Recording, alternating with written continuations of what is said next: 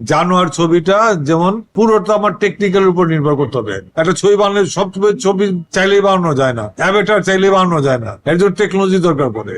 এই technology apply করাটা challenge আছে, এটাই স্বাভাবিক। একটা সময় হয়তো সাকিব খান জাজ মাহি একটা মার্কেট ছিল, বাপি মাহির একটা মার্কেট ছিল তাদের সাথে, সেই ঝুঁকিটা নষ্ট হয়েছে। এখন যা যাকক ঈদের সময় সাকিব খানের ছবি হল মালিকরা নেবে, এটাই স্বাভাবিক। আমি যে হলগুলি পাই ঈদের সময়, ওইটা যেমন কয়েকটা ছবি আছে ঈদের সময়, মালিক বলেন কিংবা আর যে ছবিগুলি আছে ওরা তো রিলিজ দিছে, ওরা এটা ভুল করছে। এইভাবে ছবি রিলিজ করা ঠিক না, বড় দরকার বলে সিঙ্গেল স্ক্রিন রিলিজ অফ করে দিচ্ছিল, ডিস্ট্রিবিউটর ছবিগুলি লস করে ফেলছে। স্যান্ডেলিনা সো, রূপচর্চায় আভিজাত্য।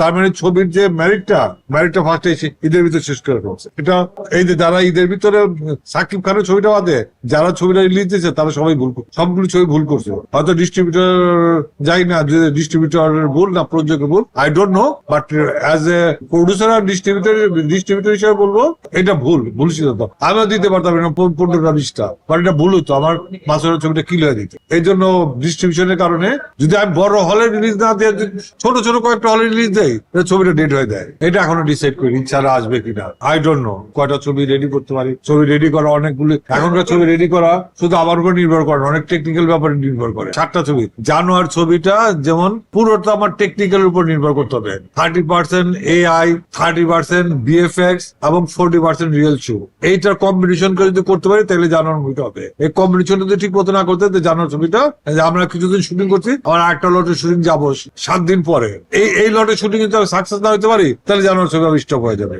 এরকম জিনিসটা নট খুব ইজি।